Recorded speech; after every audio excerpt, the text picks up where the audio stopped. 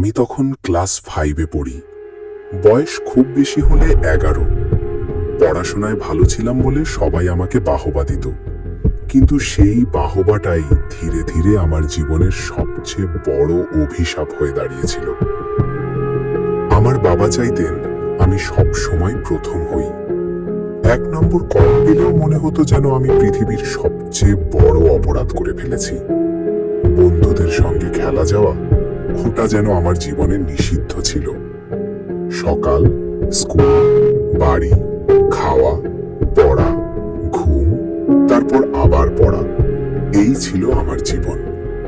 শুধু একটা জিনিস আমাকে একটু শান্তি দিত, আমাদের বাড়ির টম বিড়ালটা। বিকেলে ছাদে উঠে ওর সঙ্গে খেলতাম। মনে হতো ওই শুধু আমাকে বুঝতে পারে। সম্রাট, বই খুলেছিস? এই তো বাবা, খুলছি। এখনই খুল। বাবার কথার জবাব দেওয়ার সাহস আমার কখনোই ছিল না। একদিন বিকেলে বাবা হঠাৎ একটা পুরনো সাদা কালো টিভি নিয়ে বাড়ি ফিরলেন। ধুলোয় ঢাকা, কোনাগুলো মরিচা পড়ে গেছে। দেখেই মনে হচ্ছিল জাদুঘরে থাকার কথা। আমি কিন্তু ভীষণ খুশি হয়ে গেলাম। বাবা, এটা কি আমাদের? থাক, পড়াশোনা ঠিক রাখলে সমস্যা নেই। আমি বিশ্বাসই করতে পারছিলাম না। সেদিন মনে হচ্ছিল পৃথিবীর সবচেয়ে সুখী মানুষ আমি। কয়েকদিন বিকেল হলেই টিভি চালিয়ে বসে যেতাম। সাদা কালো ছবি, কখনো ঝিরঝির, কখনো শব্দ নেই, তবুও আমার কাছে সেটাই ছিল পৃথিবীর সেরা জিনিস। কিন্তু সুখ আমার জীবনে খুব বেশি দিন টেকে না। এক সকালে দেখি টিভিটা আর চলছে না।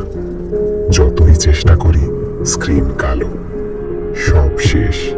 সেদিন পরীক্ষার রেজাল্টও বের হয়েছিল।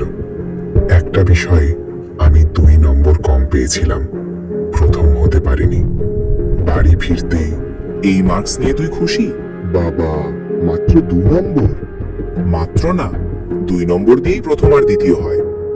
আজ থেকে খেলাধুলা বন্ধ, শুধু পড়বি। সেদিন আমি কোনো উত্তর দিইনি, শুধু টমকে কোলে নিয়ে জানালার পাশে বসেছিলাম। আমাদের বাড়ির পেছনে একটা বিশাল ক্রিকেট স্টেডিয়াম।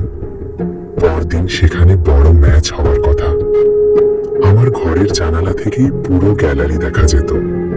লোকজনের চিৎকার, আলো, সবকিছু দেখতে আমার খুব ভালো লাগতো। কিন্তু সেদিন কিছুই ভালো লাগছিল না। রাত গভীর, ঘড়ির টিকটিক, হালকা বাতাস। কাঁদতে কাঁদতে কখন যে চেয়ারে ঘুমিয়ে পড়েছিলাম মনে নেই। হঠাৎ ঝিক একটা শব্দে ঘুম ভেঙে গেল। চোখ খুলেই আমি জমে গেলাম। বন্ধ হয়ে থাকা, বিদ্যুৎ সংযোগ খুলে রাখা সেই পুরনো টিভিটা নিজেই জ্বলে উঠেছে।